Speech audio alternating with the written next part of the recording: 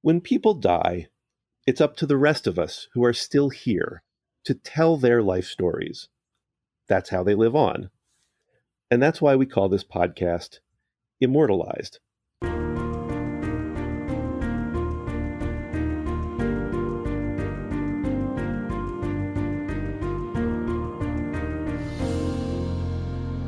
Welcome back to Immortalized. I'm Steven Siegel from Legacy.com, the world's largest network of obituaries. Every day, we see thousands upon thousands of people visiting their loved ones' obituaries online, not only to just read them, but to share their grief with others who are feeling the same way. And sometimes, the way people who are grieving understand their loved ones' life stories is through the lens of another familiar story. For instance, superheroes. From Batman and Superman and Spider-Man to the Scarlet Witch and the Black Panther and so many more. So many of our culture's most well-known fantasy stories that supposedly are light entertainment are actually rooted in tales about coping with death and grief and survivor guilt and legacy. So today, we're going to look at how some of these kinds of big mythic stories can help us make sense of our own personal life stories after someone has died. A warning for those who are concerned about spoilers in their entertainment. We're talking about death in this episode, and so we're talking about the deaths of characters in superhero movies. We figure you probably know that Batman's parents are dead, but if you're concerned about not wanting to be spoiled on which Avengers may or may not have died in Endgame or related stories, you may want to come back to this one. With me today is my co-host, Legacy's news editor, Linnea Crowther. Hi, Stephen. So as you remember, earlier this year, I attended the virtual conference for ADEC, the Association for Death Education and Counseling. Absolutely. And while I was at that conference, I discovered a new book that explores this very question that you're talking about. It's called Superhero Grief, The Transformative Power of Loss. It's a collection of essays by a broad range of grief experts, and each one looks at a different aspect of how the superhero stories we know and love can help offer ways for people to cope and heal after loss. And we're actually talking today to one of those grief experts who contributed to Superhero Grief. He's Dr. William G. Hoy, clinical professor of medical humanities at Baylor University in Texas. Bill, thank you so much for joining us today. And I wanted to start by asking you how you came to your work as a grief specialist. Well, that's a great question, and I'll try to make that a quick story. So I think death and grief has been a part of my life experience from early childhood. I grew up in the Deep South, as my voice probably gives way, and the reality is that my parents were funeral going people. The community in which we lived, Baton Rouge, while of course it is a much larger city today, back then, the North Baton Rouge community where we lived was quite tight knit and close knit, and church and school and work were all pretty intertwined. And so many times during my childhood, I remember my parents leaving in the evening to go to funeral home visitation at one of the three funeral homes in town, and it was always just kind of an interesting thing to me. And so as time went on, I found myself more and more drawn to exploring how it is that people grieve, and how we deal with that from a social psychology standpoint. Funerals have this one sort of existence as, a sort of very special, solemn part of life that's blocked off from everything else that happens because someone has died, and that's so big. But then on the other hand, like you say, there's this aspect of it where it's just a thing that happens in a community every day. It's just a question of whether it's happened to you or not. One of the places where we see that back and forth, I feel like, is in spaces where people share their grief, either before a funeral, after a funeral. One of the services that Legacy offers is a set of online grief support communities. And those are managed by Danielle Zimmerman, who's here with us today, and who also happens to moonlight as a pop culture commentator on the website Hypable. Danielle, hi. Hi, great to be here. So you work both in grief support and obituaries, and also in media culture, and specifically, you talk a lot about superheroes. When did you start noticing an overlap between those two worlds that you live in? That's a great question. So, I have always been a lover of stories. I love character pieces that just focus on specific people and kind of go through what they're going through.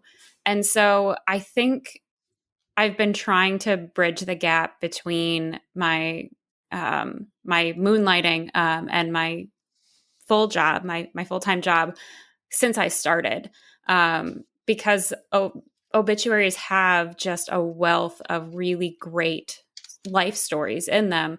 And that's kind of what we see in every single piece of media and pop culture that really speaks to people. And so I've always been trying to bridge that gap and use whatever I am learning in one area or seeing in one area and kind of apply it to the other and vice versa. And so when it comes to superheroes, it's kind of always been there for me because to grieve is to be human, even if you're an android or a mutant or anything like that. Like that's a piece of humanity. So it's always been there. But it wasn't until WandaVision came out that really came to the forefront for me, and that really kind of hit me over the head with the fact that I should be paying more attention to the ways in which comics and these kind of comic adaptations are dealing with grief. And so WandaVision, for anyone who's listening who may not have seen it yet, is the one of the most recent Marvel TV shows that was a big hit when it dropped in early 2021. And this explored the specific story of one character who hadn't really gotten her moment in the movies, Wanda Maximoff, the Scarlet Witch. Is that right? That's correct. Yeah, she didn't really get her moment, but we also never really got any indication or any reminder of the fact that she was grieving so hard for so long, since even before we met her. So WandaVision does a really great job of giving that reminder and kind of helping her work through or at least acknowledge that. So, one of the ways that we do that work of working through grief, both in the real world and the superhero world, is attending funerals. Now, Bill's essay in the Superhero Grief book is about funerals in superhero stories. So, could you tell us, what do comic book funerals have to tell us about real life funerals? Well, that's a great question, Linnea. One of the things that I did quite a number of years ago, I began developing out of my own research a theoretical construct for what it is that virtually all people around the world and throughout history attempt to get done in funerals. And out of that research actually emerged five um, key components. I came to call them anchors when Rutledge published "Do Funerals Matter" in 2013, and those are essentially the use of symbols, the actions that we take in funerals, the notion that we gather community together, that there is in a funeral some context or connection to a cultural heritage, and fifthly, that we do something with the corpse. We don't let bodies lie around where they fall, and that virtually every culture that we know does those five things in one way or another. And we talk a lot about diversity in rituals. Well, so when Jill Harrington, the editor and lead author of the Superhero Grief book, came to me a couple of years back and said, would you write about these two funerals? What she actually asked me to do was to analyze these funerals through the lens of that theoretical construct. And so that's essentially what I did, and tried to explore in what ways do these mythical heroes' funerals actually parallel what we do in the human universe. Can you tell us what were the funerals that you discussed in your essay, and what can they tell us about real life funerals? Yeah, so what Jill asked me to do was actually to explore a couple of the films and character groups. One of those was and I'm sorry, I'm not a superhero expert, so I always get the terms mixed up, but it's either Superman versus Batman or Batman versus Superman, whichever way that film goes. No, that's And not you. Everyone's tried to block that one out. So oh, okay, all right, we never gotcha. remember which one comes first. Okay, all right, great, got you. All right, um, so I looked at that film, and of course, there are really, in the interest of the spoiler alert that we talked about a little earlier, there are several funerals, or at least pieces of funerals, that play out in that film. And then the other character that I looked at was the character Yondo and his funeral in Mm, Guardians of the Galaxy Volume 2. sure. And the Batman versus Superman, Superman versus Batman, that particular film, those funerals are very conventional, sort of traditional American heartland kinds of funerals. Whether they're taking place in Smallville, the ancestral home of Clark Kent, or whether they're taking place in Arlington National Cemetery with all of the military rites that go with them. These are very traditional American funerals. And then Yonda's funeral, on the other hand, is a very otherworldly kind of funeral, in which he's sort of committed to the ether in some ways, to light, I guess. And but funny thing that happens on the way to the forum is that funeral has all of those same elements that we have found in ancient Egyptian and Hebrew and Eastern European burial rites, Asian burial rites going back. I mean, we've got pretty good archaeological records back about 10,000 years on the way we do funerals, and there's an awful lot of commonality between them. I would be interested to hear you lay that out. How, what pieces of the funeral for Yondo correspond to what what we Yeah, do in real life funerals dating sure. back all those years. Yeah. So in Guardians of the Galaxy, once his death is known, we have this sort of interplay of eulogia or eulogy pieces, and eulogy is very, very important in funerals. It's gotten kind of bad press in recent years, especially in some religious quarters. Yet the speaking of praise over the dead is extraordinarily important. I find it essential in grief counseling. One of the things we do in grief counseling, we talk about, is helping patients remember.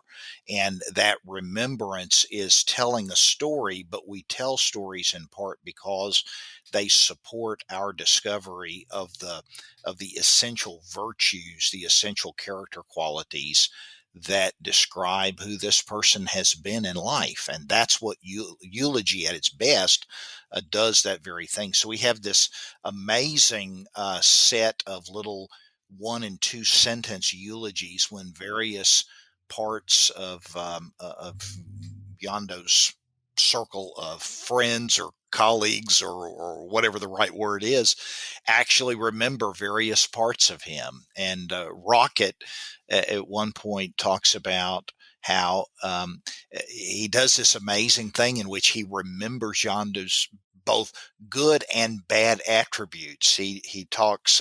This is a direct quote from the chapter that I wrote. In the gathered storytelling at Yondu's funeral, Rocket reflects more honestly than many eulogists in contemporary memorial gatherings.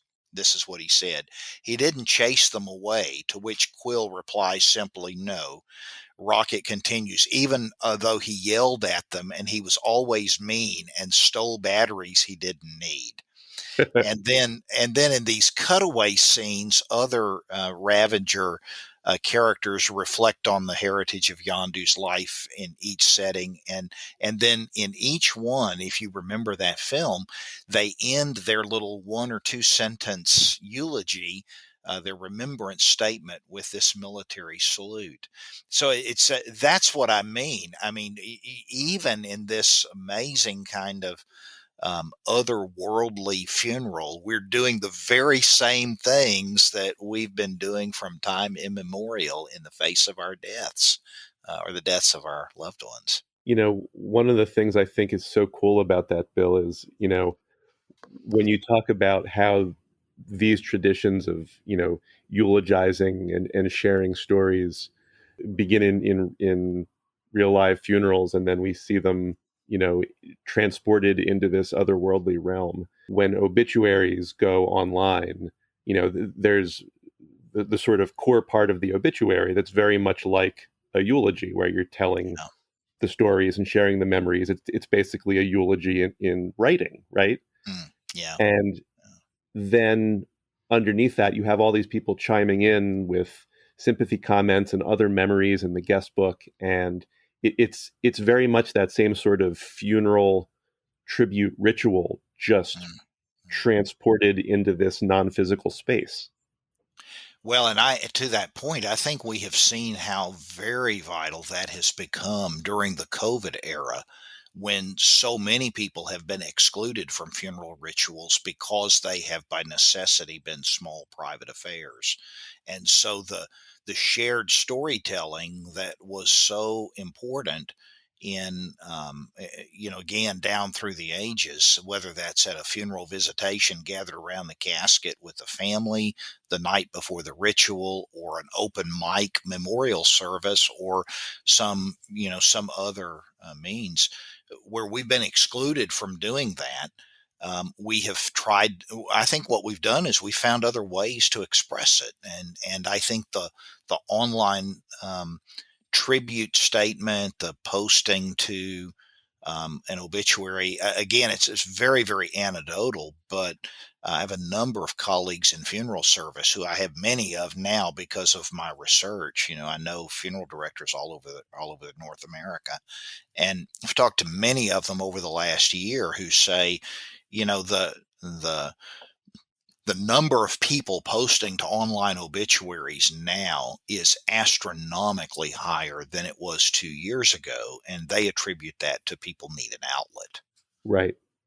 If I could add to that too, anecdotally, I've seen a rise in both members and just activity in the grief support groups that I'm an admin on Facebook. And I think that very directly relates to what you're talking about. These people maybe did not have the opportunity to spend time with their loved one before they died, or they haven't had that time to grieve with other people at funerals or other sort of services. And so they're seeking out this community with other people who kind of understand what they're going through, and doing that sort of memorialization in a different way within the confines of these groups. Yeah, I think we're seeing, and it's interesting. Lene was talking earlier about being at the Association for Death Education and Counseling meeting a few weeks ago, and one of the things that is emerging in our conversation among people who do death, bereavement, and grief at a professional level, sort of on a global scale. One of the things that's emerging in that conversation is that we are relatively confident that this huge complexity of grief is not going to be gone in a year or two. This is going to reverberate in the cultures around the world, probably well into the next generation. And I think it's funny because I have a funeral director friend in Ohio that was saying to me just recently.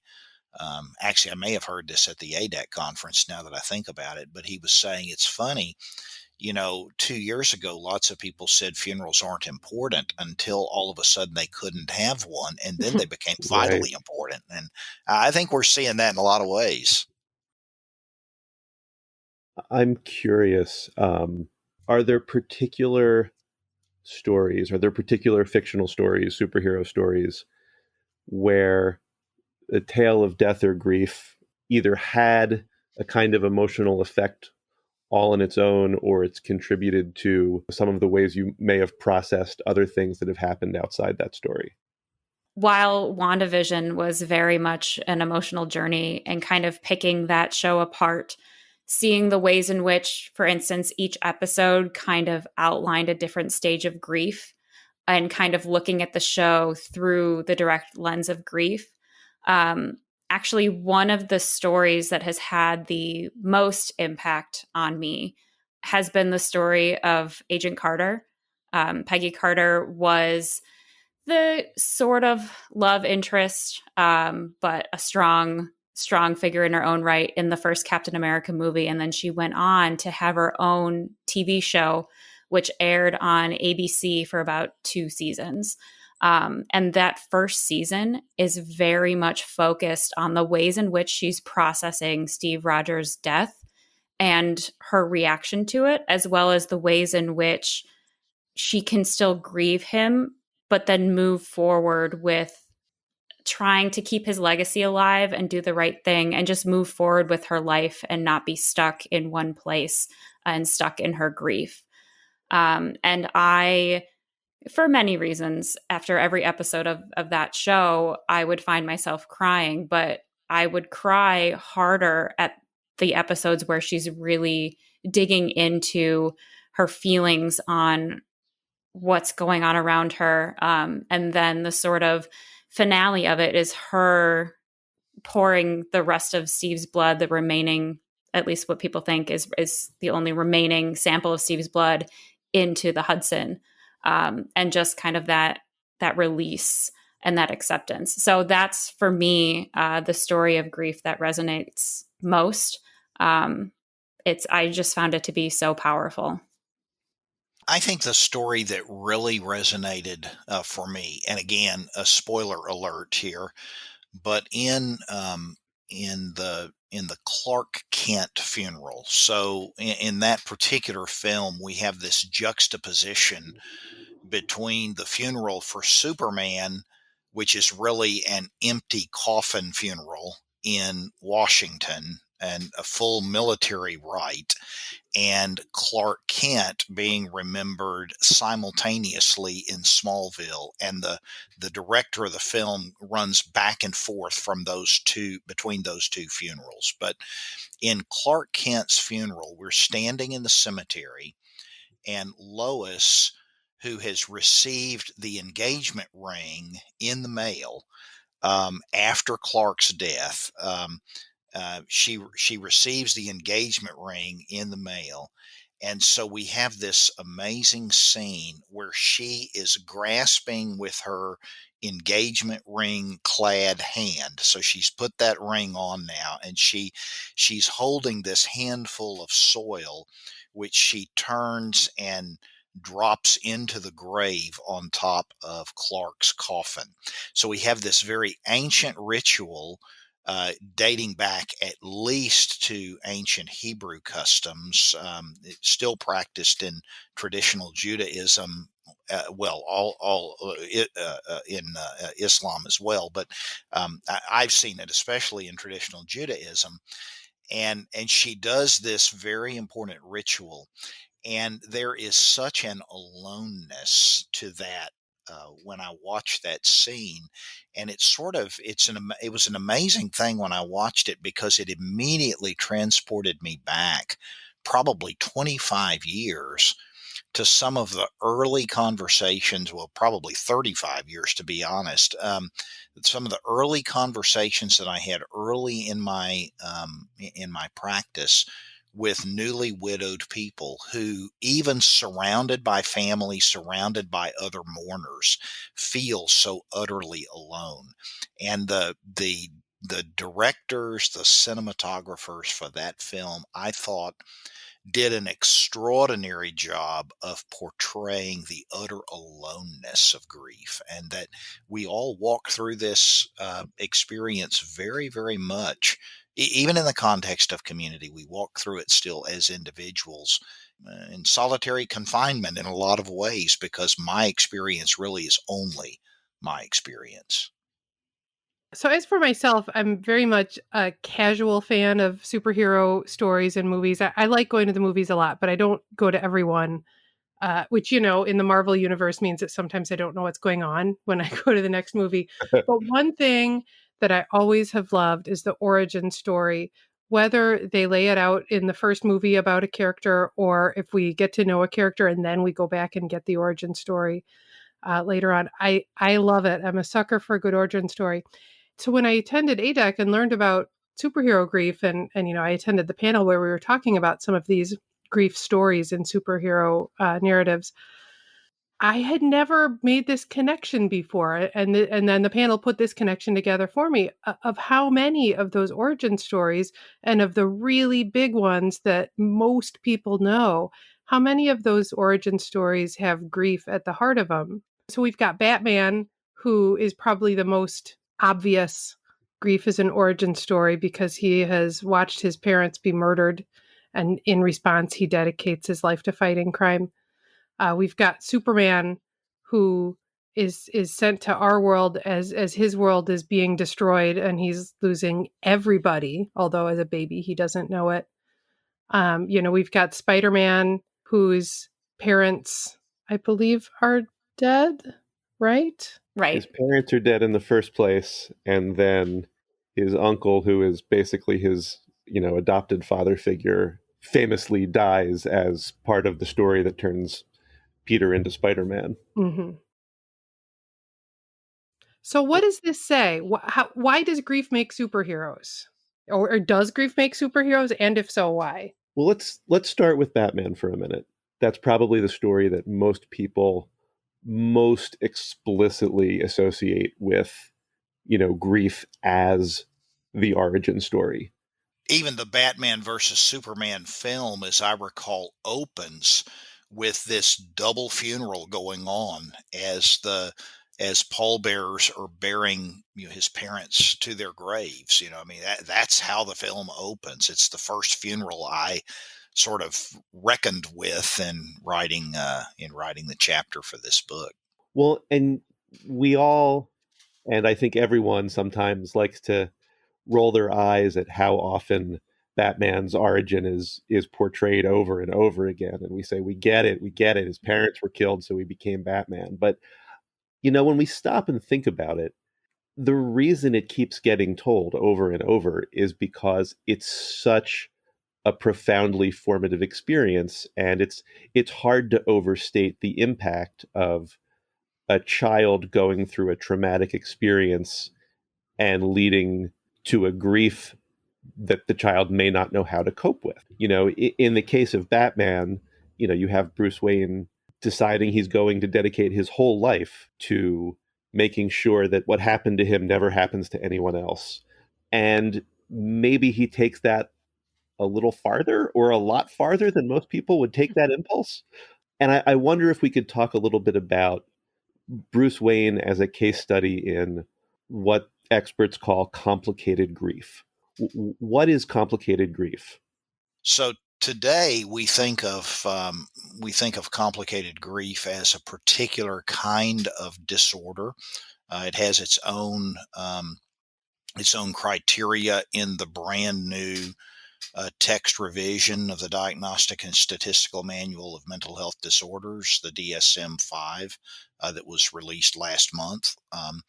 And in that, it is referred to as prolonged grief disorder.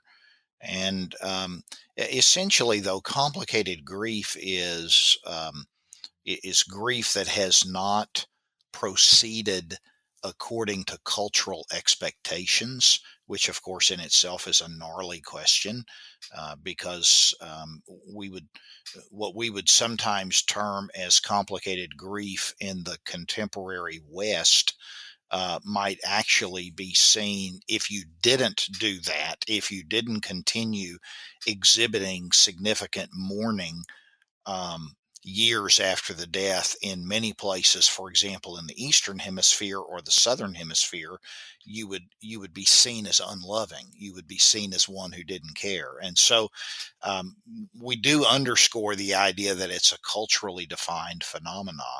But it essentially means that this person is coming in and saying, "I seem to be stuck." And statistically, we think it's probably around 7% of the entire bereaved population of all causes, all places, all times, but does seem to have a bit more prominence across a population, for example, of bereaved parents or those who have been traumatized. Their loved one died by homicide or suicide or something like that. I'm fascinated by this idea, Bill, that this situation, this kind of experience that some people go through, can be seen, depending on cultural context, either as an abnormality or absolutely just another variation in the spectrum of the way people respond. It sort of parallels this dichotomy we see over the years in the way Batman story is told, right? Where there are some versions of Batman where he's a reasonably well-adjusted, healthy person who has committed his life to a noble goal, and there are some versions of Batman where he's this grim, never smiling monomaniac almost who can't let go of the one idea and can't rest ever because there's still something bad out there happening in the world. And it sort of seems like these are two different ways to see the way people act. And to that point, um, you, I had two quick thoughts. One is, of course, the notion of complicated grief being in some way dysfunctional is not universally held, even among the American professional bereavement community.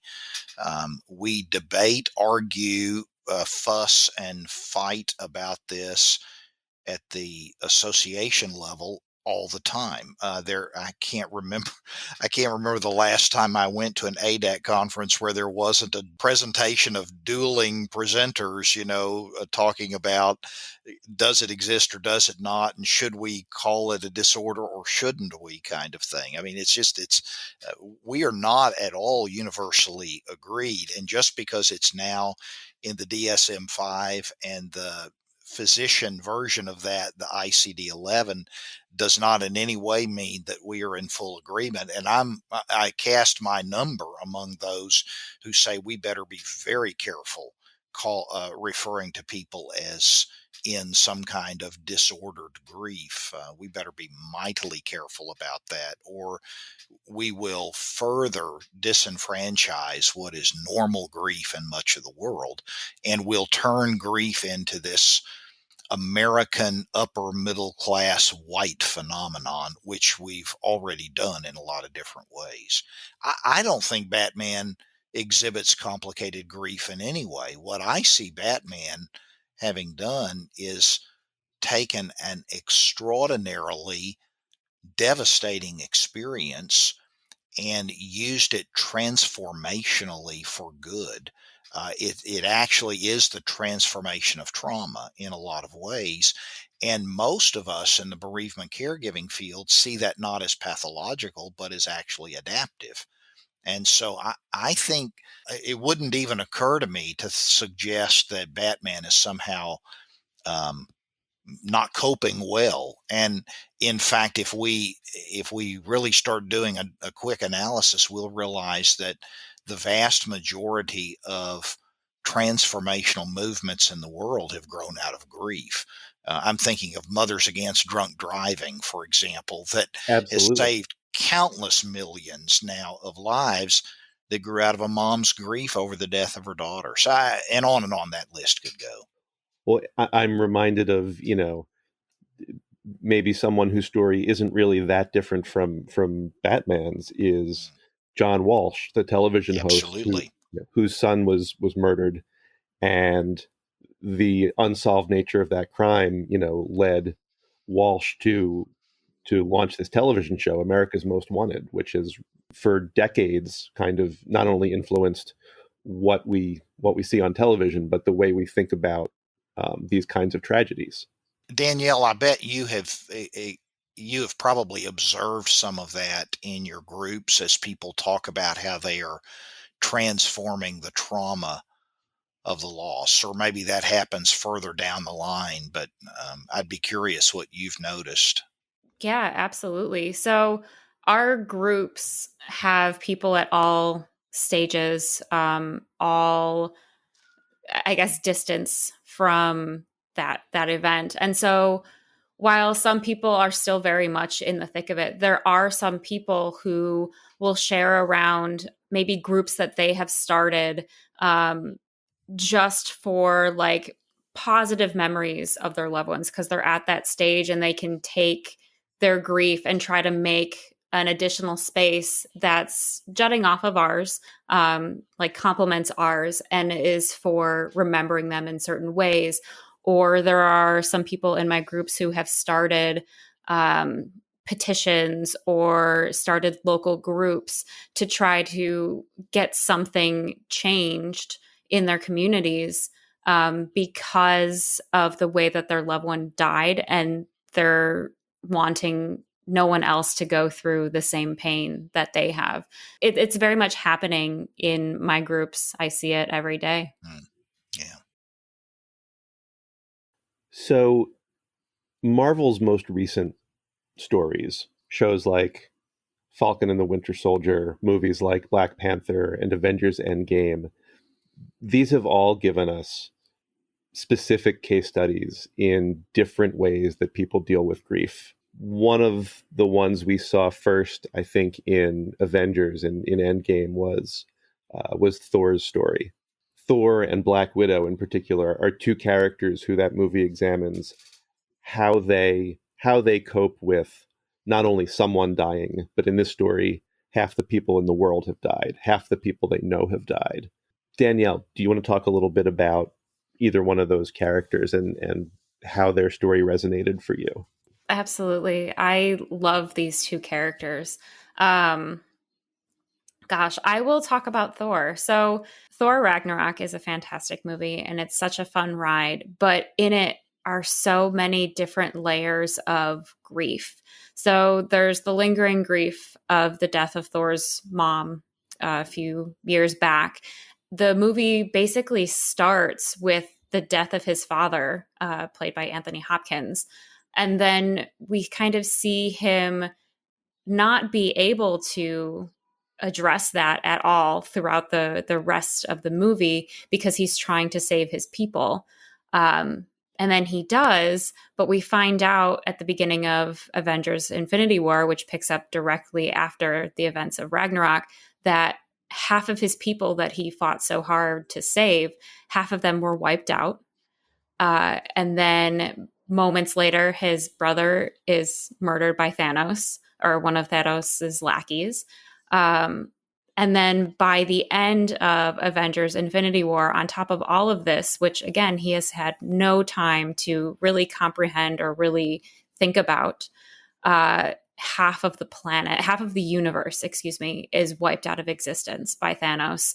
And Thor blames himself because he had a clear shot to take Thanos down, or what he thinks was a clear shot. And so Thor is dealing with so much trauma, so much grief that he hasn't been able to address. And we see that manifesting then in Endgame with his urge to go and kill Thanos, but also with the way that he copes with it. He drinks heavily. He becomes a homebody. He gains weight. It's really hard to watch. And the movie plays all of that off for laughs. It's not actually funny. It's not funny. I was going to say that too, though. But yeah, the movie does does make that kind of a comedic take on it, but it's so real too that's how he would react. Absolutely. It's hard to watch. But he has been transformed into this comedic character that they just keep running with it. But Marvel is good about kind of addressing grief, or like including characters who are going through it, but they're not good with dealing with it. So in Thor, it's played for laughs. In WandaVision, everyone was so worried about like who's going to pop up, who's behind everything. And no one in the kind of mindset of the fans was thinking about Wanda's grief, even though that is the basis of the show. So they're good at including it. They're not good at addressing it or allowing the characters to really sit in it. So yeah. That makes me wonder what is going to be the approach to grief in the next Black Panther, since we've lost Chadwick Boseman, and we know they're not going to try and recast T'Challa, right? That's what they've told us. So they're going to have to address the fact that T'Challa is gone, and they can't do that in a clumsy way. He's a dignified character, and people really loved Chadwick Boseman. Any thoughts on what they might do with that, or what they should do with that? It's especially hard because they've set the bar so high, because I feel like that movie, Black Panther, was one where they really did actually do a good job of portraying grief. That movie, even though T'Challa's father is already dead at the beginning of it, his relationship with his father is the heart of that movie.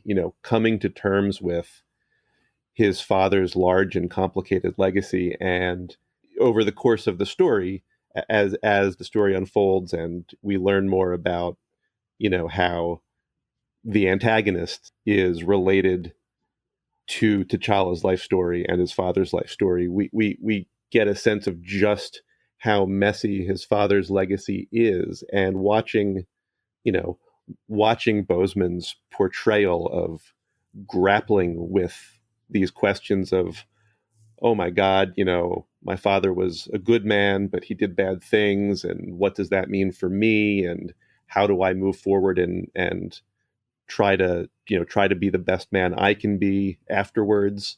Like, this is a very realistic tangle of mess that we deal with when we're grieving, right? And so the bar for how to deal with T'Challa himself being gone just seems like a hard one to meet. Mm-hmm. Yeah, absolutely. And it's going to be really emotional. I don't know if you remember or if you had this experience, but walking into Captain Marvel at the beginning of 2019, when that movie first came out, that was the first movie that came out after Stan Lee had died. Mm-hmm. And while that movie itself is not focused on grief, every Marvel movie has their sort of like logo sequence.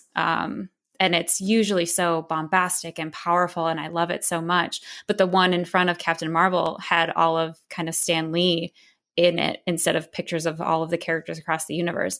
And that was a very emotional experience for that very short amount of time for a man who had died the previous fall. And so if that's going to be emotional, I can't imagine what they're going to do for Black Panther.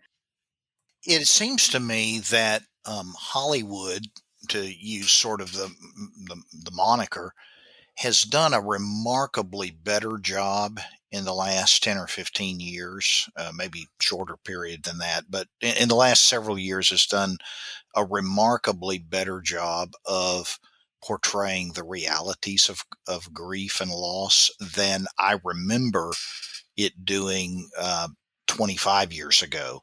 It seems that then, whether we're talking about a sitcom on evening television or whether we're talking about a film, that often we're left hanging, and a character is killed off in one episode, and then in the next episode there's absolutely no mention of that fact at all.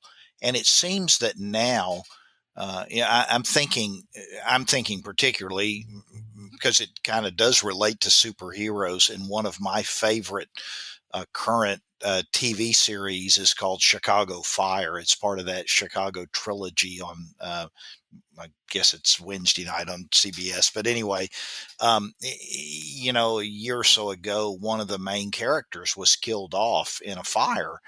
And it was interesting how many episodes after that we revisited the issues of his brothers and sisters in the Firehouse 51, where he'd worked, and it was not a done and forgotten deal. And I think that's a remarkable gift that the superhero universe really offers to us, is the opportunity to be reminded that grief is not done when the next episode, when the next episode comes along, and it's an ongoing process. So now we've also got the Black Widow movie coming out, right? Finally. So here's a movie where we're going to watch a story of Black Widow's life, knowing already, because of the Avengers movies, that this character is destined to die in the future. Danielle, what does that do for you as a viewer? Like, do you have different feelings about this character or any character, going into the story with the sort of picture of their future death already in your head? Yeah, that really impacts the way in which I will be seeing this film. For one, slightly unrelated, but this is a movie that anyone who has enjoyed Scarlett Johansson's portrayal of Natasha Romanoff over the last, I don't even know, I think it's like 7 years. When was that? 2012, 9 years. It's been so long, and people have been wanting this movie for so long. And now that it's finally here, and it's been delayed, it's been delayed by just the studio decisions as well as by the pandemic. So there's that. And then also just knowing that no matter what's going to happen in this movie, she is going to be positioned, she's going to end this movie. And we know that in just a short amount of time, she is going to essentially lose half of her family, her Avengers family. She's going to lose half the population of the universe and be so far in grief just at that point where she throws herself into work, and tries to find work where there isn't any. And you just see her struggling. So that's going to be difficult, knowing that that's what's ahead, and maybe even getting more context for who she might be grieving that we didn't know about when first watching Avengers Infinity War. And then adding on top of that, knowing maybe people that we didn't know previously when we were watching Endgame, that there might be other people grieving her now that she is gone. And so I think it's going to be great to see her on screen, but it's going to be difficult for those reasons. And just to sit there and watch a character that that I watched die in a way that still really hurts. It was an emotional thing to watch. And also I was pretty angry about it, and I'm still a little salty about it. And so there are just going to be a lot of complicated feelings, and there will definitely be grief kind of settling in within me while I'm watching this movie. Do you have any thoughts, Bill, about the reactions that people have to these fictional deaths? What does it mean for people to have to process the death of a character? Yeah, it's interesting you say that. I think we identify so much with our mythical heroes, and those don't have to be otherworldly superheroes. Those can be a very popular political or entertainment figure. We identify with them. Sometimes we imbue a whole lot of hope for the future in that person. They represent a break with the past. They represent. I'm thinking of when Princess Diana was killed in that horrific car crash, and we have this collective grief that grows out of that.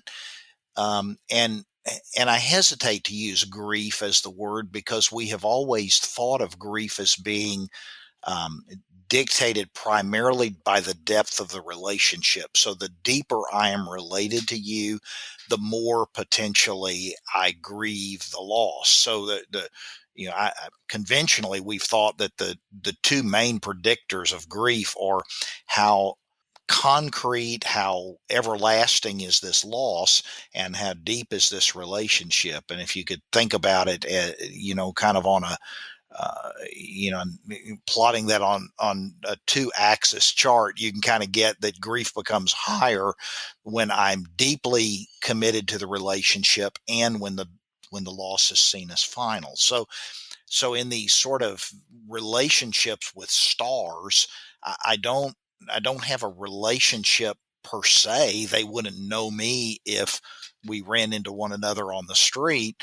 And yet I feel this deep, deep connection to this person. And what we think happens is that we imbue so much hope, so much, they are everything I'm not. They have succeeded in places where I have failed.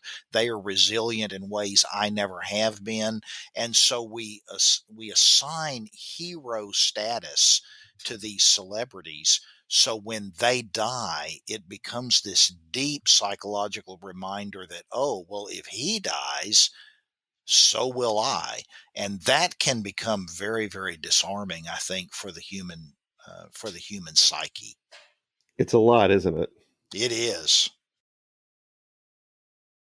We've been talking today with Dr. William G. Hoy, who is a contributor to a new book that is available now called Superhero Grief, The Transformative Power of Loss. It's available on Amazon and in other places where books are sold, edited by Jill Harrington and Robert Niemeyer. Bill, thank you so much for talking with us today about all of this stuff. We're looking forward to talking again in the future, I hope, on another topic. Thank you, folks, for letting me be part. Thanks, Bill. So on that note, that's our show today. I'd like to say thank you to Danielle Zimmerman, Legacy's Grief Support Administrator. Thank you, Danielle, for joining us and talking about superhero grief. Thanks so much for having me. Thank you to our sponsor, Legacy.com, where you can now honor a loved one's memory by planting memorial trees in their name. Just visit Legacy.com/trees. To hear more life stories, you can subscribe to Immortalized on your favorite podcast app. You can subscribe to our YouTube channel. Just look up Legacy.com on YouTube. And if you're on Facebook, you can follow Legacy.com there for daily updates. Thanks for listening. See you next time.